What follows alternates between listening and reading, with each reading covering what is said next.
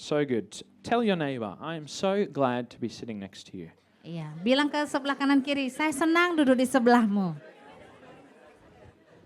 Here you go. Here you go. Okay, Yafet, we'll sit with you, Eva. Beautiful. So over the past 4 weeks, we have been in a series that we've titled Alive in Christ. Ya, selama 4 minggu terakhir kita ada seri namanya Hidup di dalam Kristus. And so looking at what it means that we as followers of Jesus have been made alive in Christ. Artinya bagaimana kita dibuat hidup di dalam Kristus sebagai pengikut Yesus. We've looked at the truth of the Word of God that says that without Christ, we were dead in our sin. Ya, dikatakan bahwa tanpa Kristus kita sudah mati karena dosa kita. We had no way of connecting with God.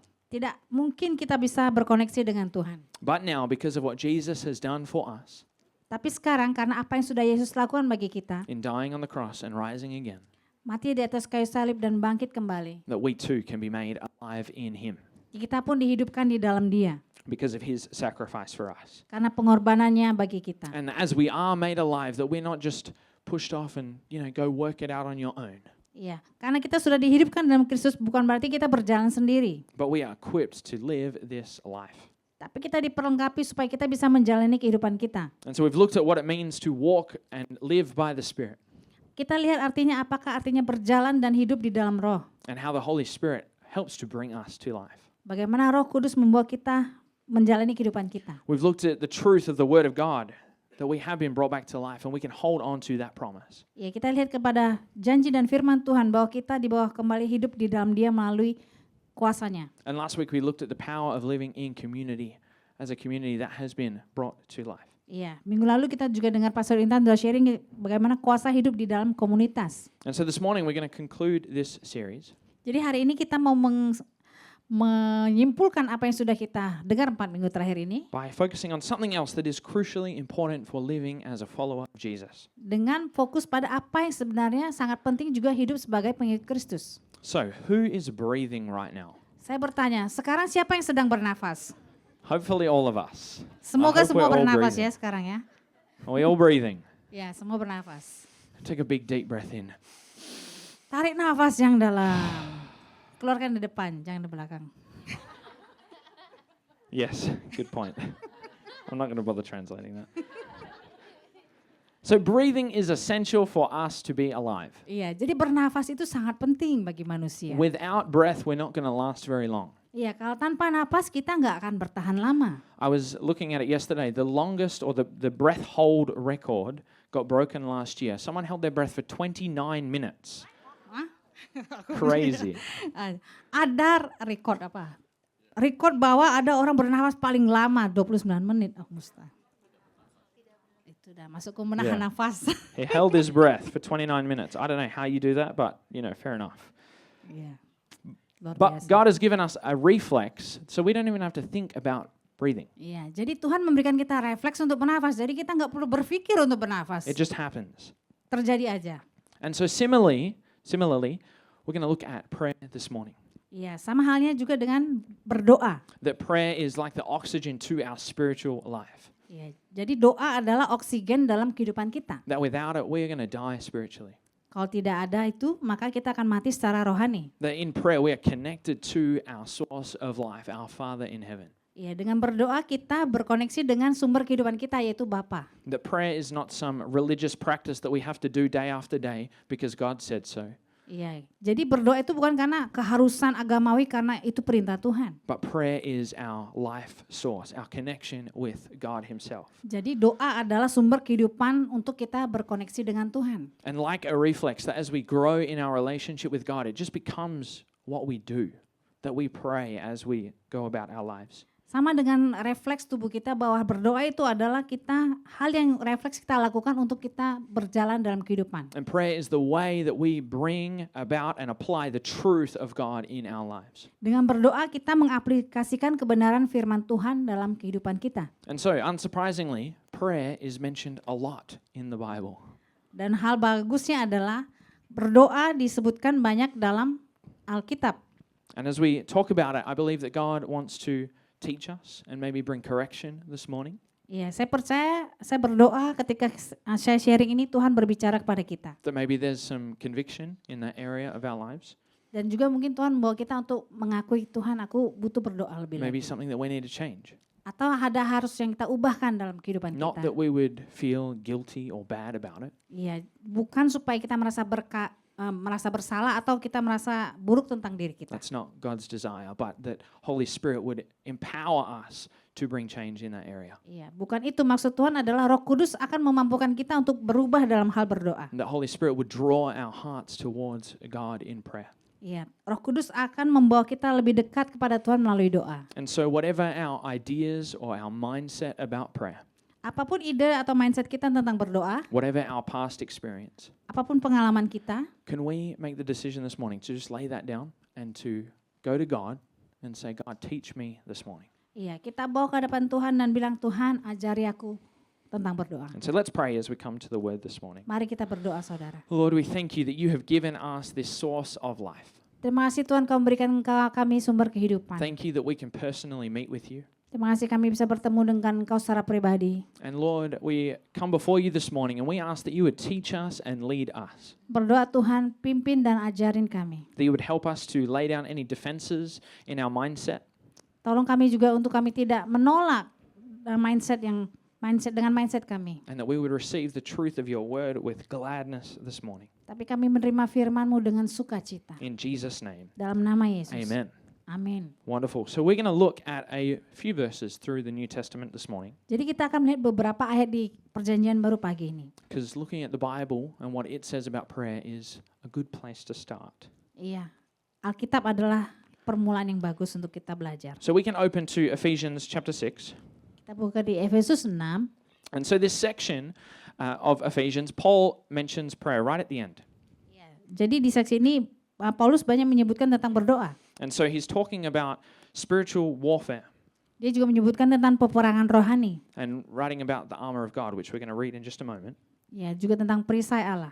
And talking about because our life with God, we do not fight physical battles, Ya. but we fight spiritual battles. Jadi kehidupan kita dengan Tuhan, kita tidak berperang secara fisik, tapi adalah peperangan rohani. And so it's important that we know what Paul is actually talking about in this passage. So let's read from chapter 6, verse 14 through to 17.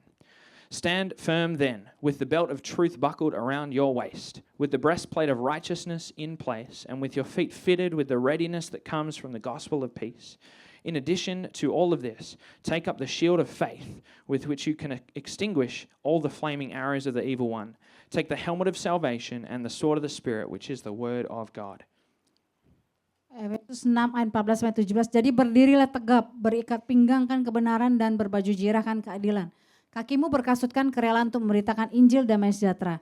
Dalam segala keadaan pergunakanlah perisai iman, sebab dengan perisai itu kamu dapat memadamkan semua panah api dari si jahat dan terimalah ketopong keselamatan dan pedang roh, yaitu firman Allah.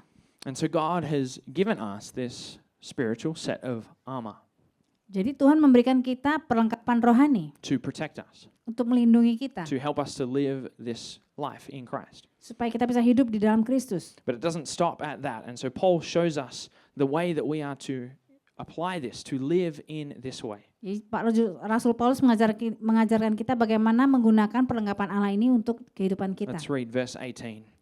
And pray in the Spirit on all occasions, with all kinds of prayers and requests. With this in mind, be alert and always keep on praying for all the Lord's people. Dalam segala doa dan permohonan, berdoalah setiap waktu di dalam roh, dan berjaga-jagalah di dalam doamu itu dengan permohonan yang tak putus-putusnya untuk segala orang kudus. What a command that is, hey? Pray on all occasions, Berdoa dalam segala waktu, with all kinds of prayers. dalam segala doa dan permohonan. Now, if we think about someone who is, or a soldier, dressed in their armor, Kita bayangkan seorang prajurit yang berpakaian lengkap, just like Paul was writing about. sama seperti yang dituliskan Rasul Paulus. And so they've got their armor on, they're ready to go into battle. Mereka sudah berpakaian lengkap dan siap untuk berperang. But then they go back into the place where they're staying and just sit down and let everyone else go out and fight. Dia sudah berpakaian lengkap tapi mundur dan duduk, biarlah orang lain yang perang. What use is the armor that they're wearing? Jadi tidak bergunalah apa yang sudah dia pakai. See, unless the soldier goes out into battle, the armor is purposeless. Iya. Jadi kalau dia menggunakan perlengkapan itu tapi tidak tidak bergunalah perlengkapannya itu. And so this is what Paul is inviting us into.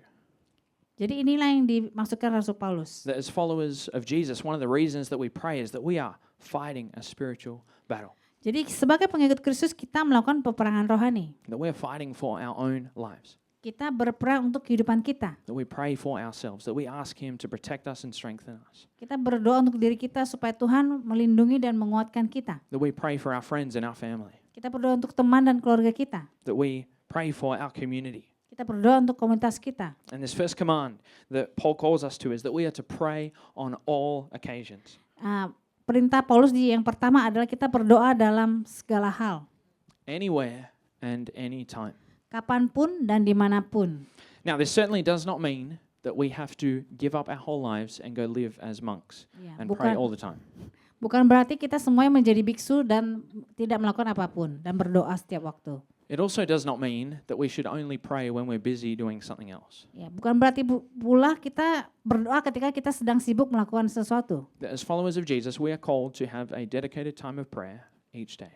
Ya, jadi Tuhan ingin kita punya waktu yang kita khusus sediakan buat Tuhan untuk berdoa. Not just because we're commanded to, but because that's what brings us to life, right? That is our time of connection with our source of life. Iya, kita berdoa bukan karena diperintahkan Tuhan, tapi karena kerinduan kita untuk berkoneksi dengan Tuhan. Paul adds to this in 1 Thessalonians chapter 5, where he says, "Rejoice always, pray continually, give thanks in all circumstances, for this is God's will for you in Christ Jesus." Bersukacitalah senantiasa, tetaplah berdoa, mengucap syukurlah dalam segala hal, sebab itulah yang dikehendaki Allah dalam Kristus Yesus bagi kamu. And so praying continually is meeting with God in the midst of whatever it is that we are doing. Ya, jadi terus berdoa artinya bertemu Tuhan dimanapun kita membutuhkan Dia. And so this is not a hard command that you need to pray all the time, Ini bukan perintah yang susah kalau kita harus berdoa setiap waktu. but an invitation that prayer does not have to always be super structured and religious. Ya, artinya kalau berdoa itu bukan harus terstruktur dan juga sifatnya agamawi. That I don't have to feel guilty about not having my prayer look like what someone told me it should look like. Iya. Kalau cara berdoa kita berbeda dengan orang lain, kita tidak harus merasa bersalah. That we can pray throughout our day. Ya, jadi kita bisa berdoa sepanjang hari kita. When we're having a great day Ketika kita memiliki hari yang bagus and when we're having a really bad day. atau hari kita buruk waktu itu. You see, we have access to God at any time, in any place. Ya, kita bisa mengakses Tuhan dimanapun dan kapanpun. That is the blessing of what Jesus has done for us. Ya, itu adalah anugerah Tuhan karena sudah yang dilakukan Yesus bagi kita. And so when we're tired, that is a good time to pray. Ketika engkau lelah, itu adalah waktu yang terbaik untuk berdoa. When we're super energetic and excited, that is a good time to pray. Ya, ketika kau sangat berenergi, itu juga adalah waktu yang terbaik untuk berdoa. When we're happy, that is a good time to pray. Ketika engkau bahagia, itu adalah waktu yang terbaik berdoa.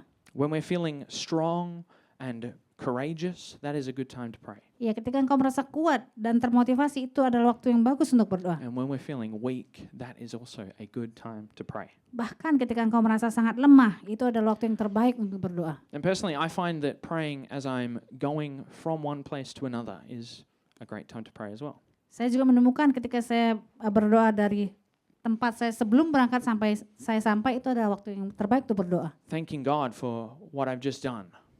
Mengucap syukur pada Tuhan apa yang baru saya lakukan. Thanking Him for helping me to complete whatever I've done, to do that.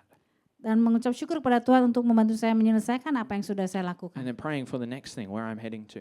Dan berdoa untuk hal berikutnya yang akan saya lakukan. And so on Friday morning, I woke up feeling very, very tired. Jadi hari Jumat pagi itu saya bangun sangat capek. I was not looking forward to the day.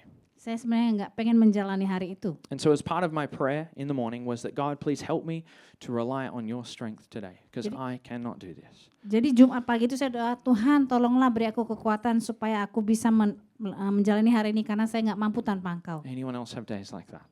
Saudara pernah mengalami? Absolutely. God, please help me to have patience and to love those that I work with. Ya, saya juga berdoa, Tuhan berikan aku kesabaran yang panjang supaya aku bisa mengasihi rekan kerjaku dan anak-anakku. Help me to love the children that I teach. Oh, tolong aku juga mengasihi anak-anak yang kuajar. And then on the way to work, I prayed the same thing. God, help me today. Ketika saya pergi di tempat kerja pun saya bilang, Tuhan tolong aku hari ini. And then throughout the day, before I would go into a class, I'd say, God, help me with this class. Help me to not get frustrated. Help me to have self-control and to love these children. Sebelum memulai kelas saya juga Tuhan tolonglah supaya aku bisa menguasai diriku mengajar di kelas ini. And then after that class, I say, God, thank you for being with me. Setelah kelas pun Tuhan terima kasih Engkau besertaku. See, if it wasn't for the gift of prayer, my Friday would not have been a good day. Ya.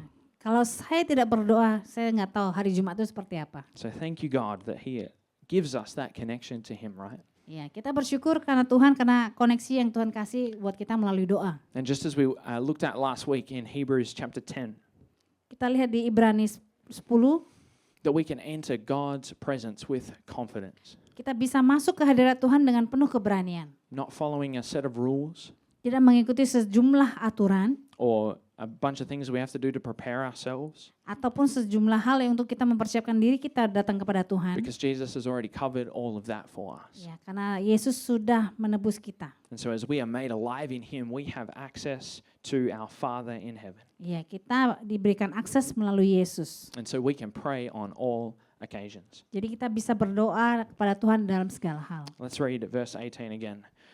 And pray in the Spirit on all occasions with all kinds of prayers and requests. Dalam segala hal, mari saya baca. Dalam segala doa dan permohonan berdoalah setiap waktu di dalam roh dan berjaga-jagalah di dalam doamu itu dengan permohonan yang tak putus-putusnya untuk segala orang kudus. And so we are called to pray with all kinds of prayer. Jadi kita diminta untuk berdoa dalam segala hal. What does that mean? What kinds of prayer? Oh, segala doa dan permohonan, sorry. So in writing this, Paul is telling us there is no perfect way that you have to pray. Iya, Paulus mengatakan bahwa tidak ada cara yang sempurna untuk kita berdoa. In fact, we should not pray the same way all the time. Bukan berarti kita juga berdoa hal yang sama terus-menerus. We should pray with all kinds of prayer. Tapi kita berdoa dengan segala doa dan permohonan. We can pray with our eyes open or our eyes closed. Iya, kita bisa berdoa dengan mata terbuka maupun mata tertutup. When you're driving, please use open eye prayer.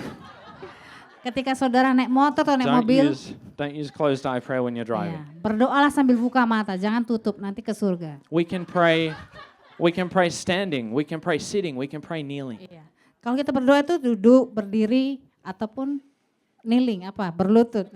We can pray in silence and with shouting. Ya, kita bisa berdoa sambil diam ataupun berteriak. We can pray in a group or on our own. Kita bisa berdoa secara berkelompok ataupun sendiri. We can pray prayers of gratitude and thankfulness to God. Kita bisa berdoa dengan rasa syukur kepada Tuhan. And we can pray prayers of asking Him for help or provision or healing. Kita bisa berdoa kepada Tuhan untuk penyediaan dan juga kesembuhan. We can use prayers of declaring God's truth that it says in His Word. Kita bisa berdoa kepada Tuhan untuk mendeklarasikan kebenarannya atas kehidupan kita. We can pray over ourselves and over others. Kita bisa berdoa untuk diri sendiri dan juga orang lain. We can use written prayers or listening prayer. Ya, kita bisa berdoa untuk apa yang doa tertulis ataupun doa yang kita dengar. All kinds of prayer. Semua jenis doa. Now, Jesus also gave us a very good instruction on how we are to pray. Ya, Tuhan Yesus memberikan perintah bagaimana kita harusnya berdoa. And in that, He shows us a number of the ways that we can pray, we can approach God, Ya, bagaimana cara kita datang kepada Tuhan. as well as some very clear instruction about how not to pray. Dan juga perintah bagaimana seharusnya kita tidak berdoa. And so let's go back to Matthew chapter 6, Matius 6, and we're going to start in verse 5. And when you pray, do not be like the hypocrites, for they love to pray standing in the synagogues and on the street corners to be seen by others. Truly, I tell you, they have received their reward in full. But when you pray, go into your room, close the door, and pray to your Father who is unseen. Then your Father who sees what is done in secret will reward you. And when you pray, do not keep on babbling like pagans, for they think they will be heard because of their many words. Do not be like them, for your Father knows what you need before you ask Him. Matius 6 ayat 5-8.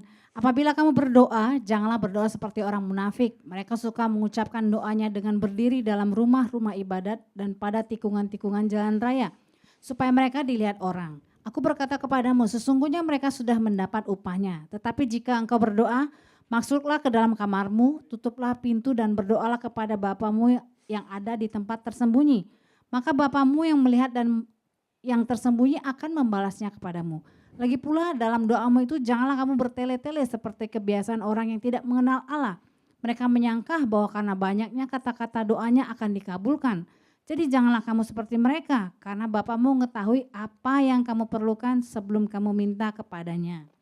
So prayer is not getting up in front of a lot of people and using a lot of words to sound good. Iya, jadi berdoa tuh tidak harus berdiri di hadapan banyak orang dan menggunakan kata-kata yang bagus. I was listening to a message about this particular verse yesterday. Jadi saya mendengarkan pesan dari khusus ayat ini. And the preacher was talking about, in that context, Jesus is talking to the Pharisees or the religious leaders. Iya, jadi waktu itu Yesus berkata kepada orang-orang Farisi itu pemimpin agama waktu itu. And so in that time, the Jews had the religious leaders had 5 times a day that they had to pray. Ya waktu itu mereka punya kebiasaan berdoa 5 kali sehari. And so what these religious leaders would do they would be out for a walk, and they would time and work out the time where they could be in the most busy place where it came time to pray. Ya, jadi waktu itu pemimpin agama itu ke tempat yang paling ramai dan juga pada waktu berdoa. Oh, look at the time, it's time to pray, and I'm in the middle of a busy marketplace. Let me pray in front of all these people. Ya. That's what they would do. Jadi yang mereka lakukan adalah, oh ini waktunya berdoa, waktu itu lagi ramai dan makanya mereka berdoa di tempat yang ramai. And so Jesus is saying, do not be like them. Tuhan Yesus bilang, jangan seperti itu. The prayer is not about looking good in front of others. Iya, berdoa bukan supaya kelihatan bagus oleh orang. Jesus says, do not mindlessly repeat the same thing over and over and over again. Ya, dibilang kalau berdoa itu jangan bertele-tele. Prayer does not require us to sit in a certain position or be in a certain place. Ya, jadi berdoa itu nggak harus dengan posisi tertentu atau di tempat tertentu. But if that helps you to concentrate and to focus, then please do Ya. that. Dimanapun saudara bisa konsentrasi dan berdoa, silahkan berdoa. Because prayer is not effective because of the words we use or the place that we are. Jadi doa itu tidak efektif karena perkataan yang kita pakai ataupun di mana kita berada, It's not effective because of how eloquent we sound. atau bagaimana bagusnya kita berdoa. But prayer is effective because of who we pray to. Tapi berdoa itu efektif karena kepada siapa kita berdoa. Because of who we are putting our faith in. Kepada siapa kita menaruh iman kita. That it doesn't have a whole lot to do with us at all. Ya, bukan karena kita, tapi Yes. karena Tuhan. About our God, Tapi karena Tuhan. who can do far more abundantly than we could ever think or ask or imagine. Kita yang sanggup melakukan jauh daripada yang kita doakan dan kita pikirkan. But God invites us to be a part of His work here on the earth. Tuhan mengundang setiap kita melakukan pekerjaannya di bumi ini. And part of that is through prayer. Dan bagian itu adalah berdoa. And so let's read on as Jesus instructs us how to pray. Jadi mari kita baca bagaimana Yesus memerintahkan kita untuk berdoa. He says, "This then is how you should pray." Inilah bagaimana kamu harus berdoa. Maybe one of the most clear instructions that Jesus gave. Our Father in heaven, hallowed be your name. Karena itu berdoalah demikian, Bapa kami yang di sorga, dikuduskanlah namamu.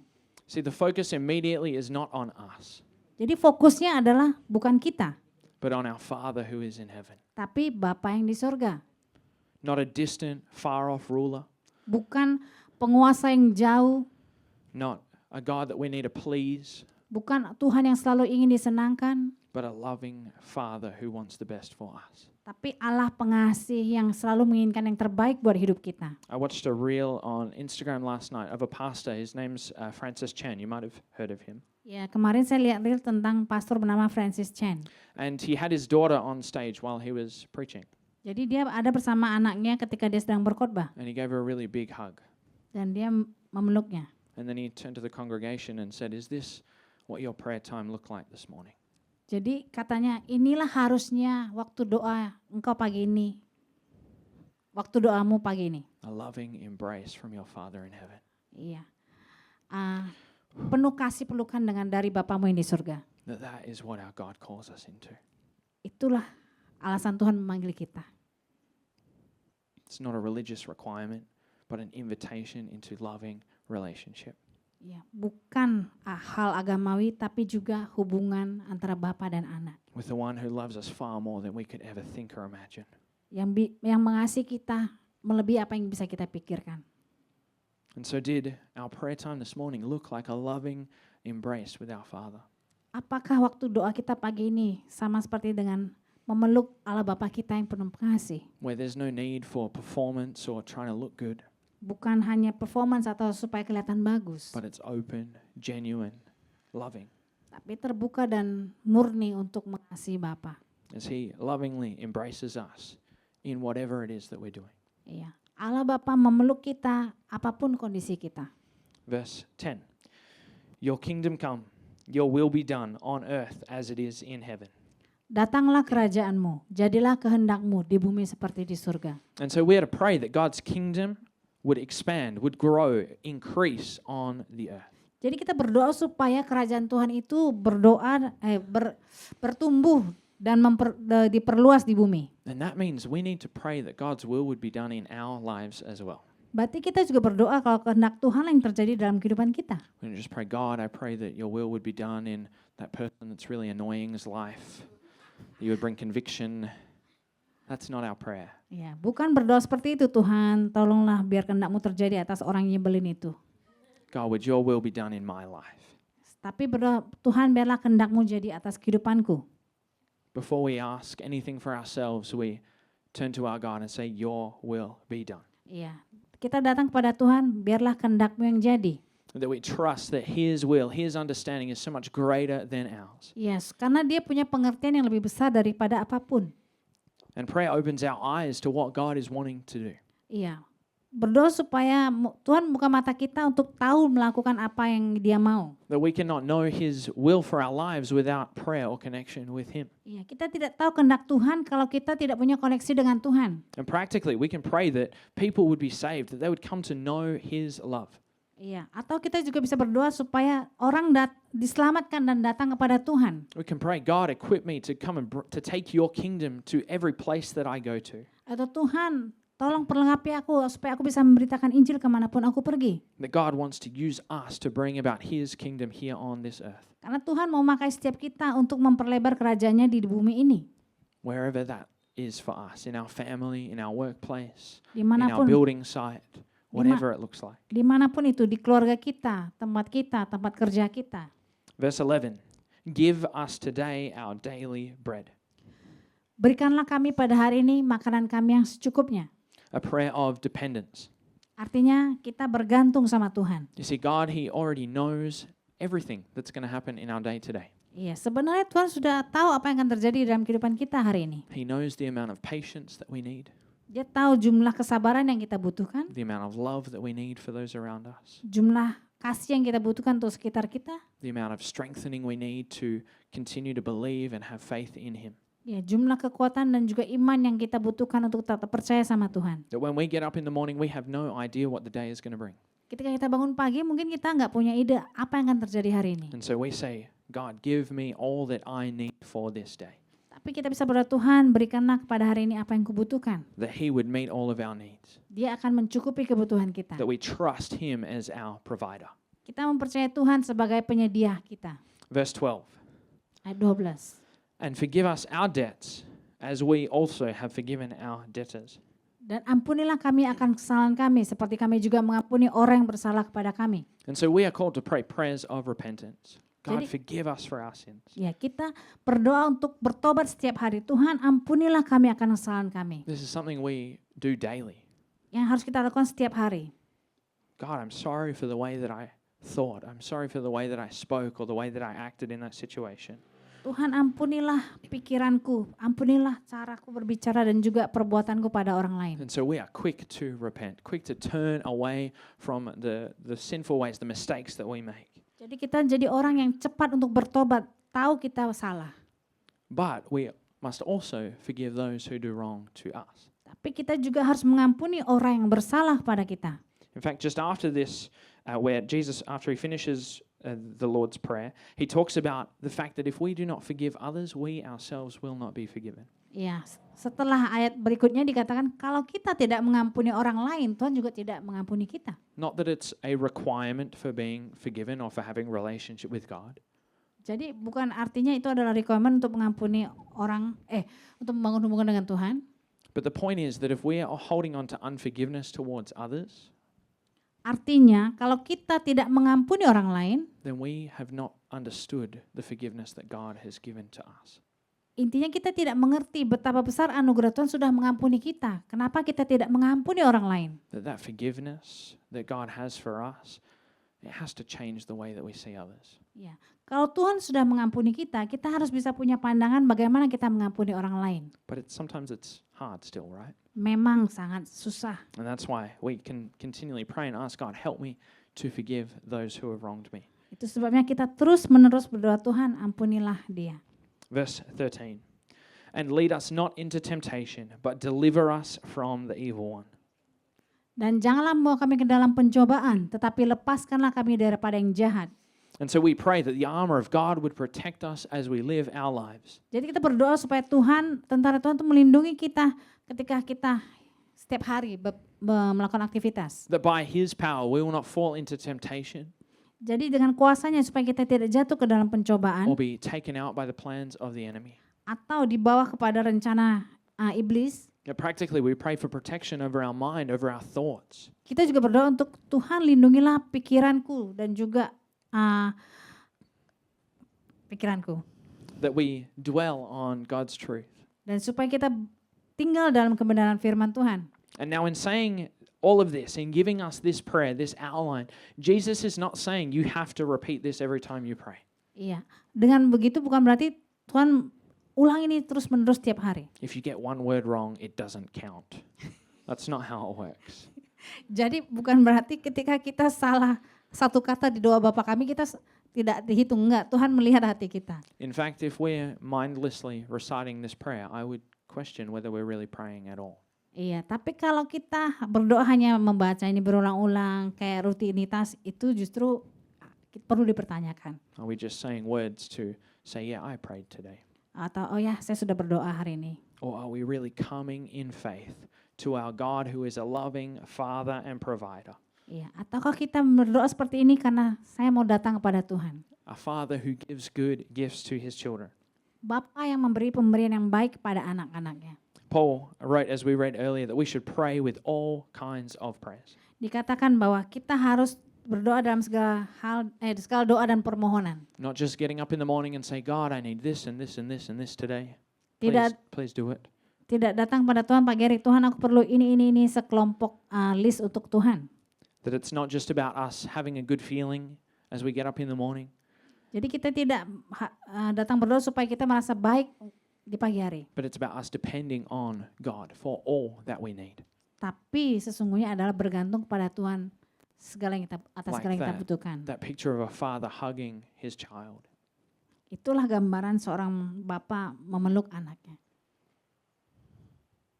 That we pray in total reliance on God. Kita berdoa untuk bergantung sepenuhnya kepada Tuhan. To connect with Him, to bring Him our struggles, our burdens, the things that are difficult. Untuk berkoneksi dengan Dia dan membawa pergumulan kita kepada Dia. And to celebrate with Him and thank Him for all of the good things in our lives. Untuk merayakan bersama Tuhan dan mengucap syukur atas apa yang sudah Tuhan kerjakan dalam kehidupan kita. Let's read Ephesians 6:18 one more time. And pray in the Spirit on all occasions with all kinds of prayers and requests. With this in mind, be alert and always keep on praying for all the Lord's people. Berdoalah setiap waktu di dalam roh dan berjaga-jagalah di dalam doamu itu dengan permohonan yang tidak putus-putusnya untuk segala orang kudus.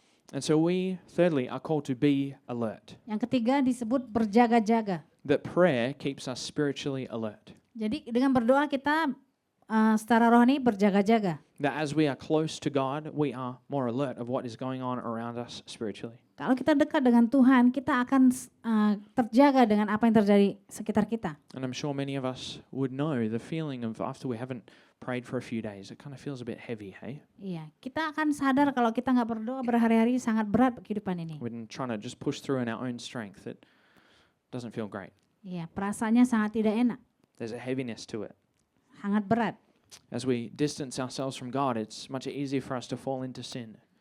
Kalau kita menjauhkan diri dari Tuhan, kita lebih gampang jatuh ke dalam dosa. Easier for us to go off track and to get stuck in doing our own thing. Iya, kita keluar dari jalurnya Tuhan dan terganggu dengan banyak hal sekitar kita. The book of James mentions that our spiritual enemy, the devil, is prowling around like a lion, Di Yakobus dikatakan musuh kita yaitu iblis mengaum-ngaum seperti singa, looking for people to pull away from the faith.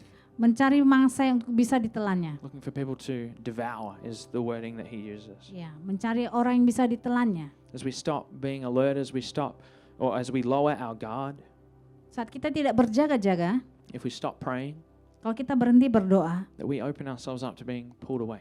kita membiarkan diri kita terbawa arus. Colossians 4 verse 2, Paul writes, "Devote yourselves to prayer, being watchful and thankful."